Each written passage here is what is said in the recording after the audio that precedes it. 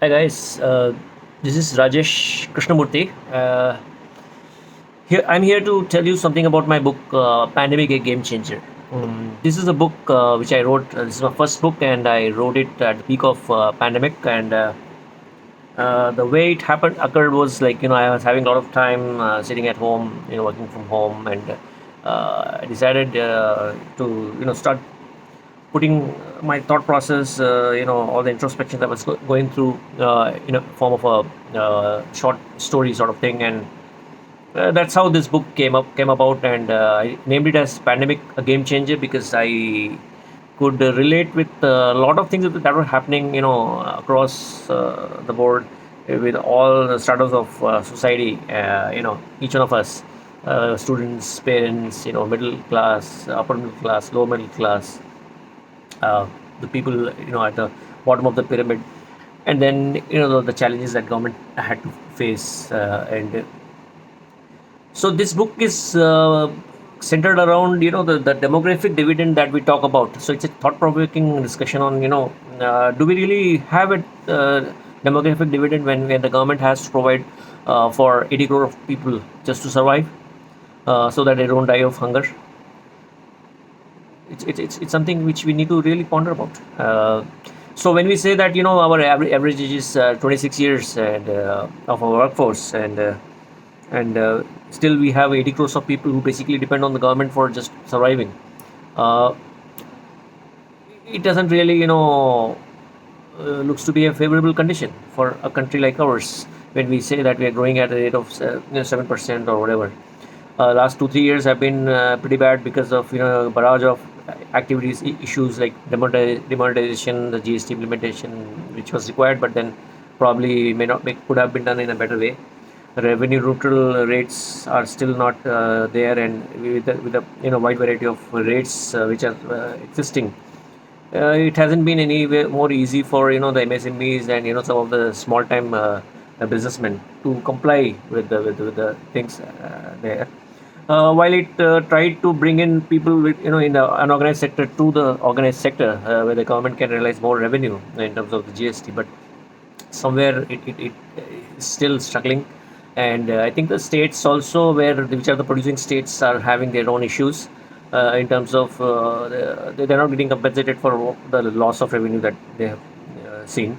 Of course, some of these has to do also with the unprecedented times that we're living in with the pandemic, and now currently we also have this war going on in Russia.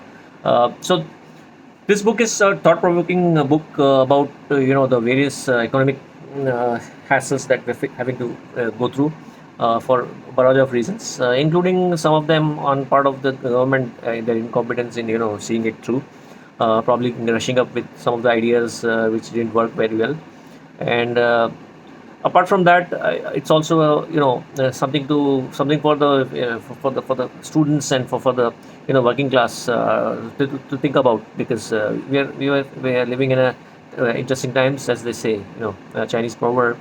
But then it also means we need to start upskilling ourselves, upgrading ourselves. One of the days when you join a force, a company, and you retire from there. These days, the tenures are much lower, and with the disruptions that is happening, I mean, neither the job nor the companies themselves are secure, and nobody knows what will come tomorrow and which skills will be required. Apart from that, in India we face another challenge, which is we produce so many engineers and doctors and other graduates, but then how many of them are employable? But according to a survey, it's very minuscule. Those who can be employed can be employable. So having a degree is not enough. So as a nation, we need to definitely make graduates more employable. We need to ensure that we do upskilling. We cannot depend upon the age-old philosophy of joining a government job and retiring from there, because there won't be many government jobs in the future. We already are seeing Agniveer and those things being played out in the streets, and maybe in the right direction. But today it's a change which is not really acceptable, and therefore also all the ruckus is happening. But the thing is that even a change has to be brought about in a gradual manner. So in India, I think a lot of reforms which have been done in the last 5 6 years have not been done with with inclusive discussions, discussions, debates across what section of society. So I think that's where probably a lot of ills are remaining. So in this book, a lot of areas have been touched upon, so that we develop a kind of yeah. So we develop a kind of a connect with the reality, the things that are there around us, and it will be useful for everyone, including students and the kids who are basically is preparing to go for their competitive exams, national exams and all. So with AI, ML, and so many things which are coming up, the new age things, we need to ensure that what we teach in our schools and colleges are relevant with the times, and also make the make the graduates more employable, and in demand, they are able to meet the in demand requirements in the private sector. Government per se hasn't been able to produce much of an employment themselves, and even the private has I mean, they have not really expanded much, and there has been a jobless growth, as you can really see, because when Adani and Ambani have grown like that, where others have been struggling, it has been possible only because they have grown in acquiring assets, and with minimum manpower that's possible. So somewhere we also need to ensure that we generate more employment, so that the demographic dividend becomes a reality.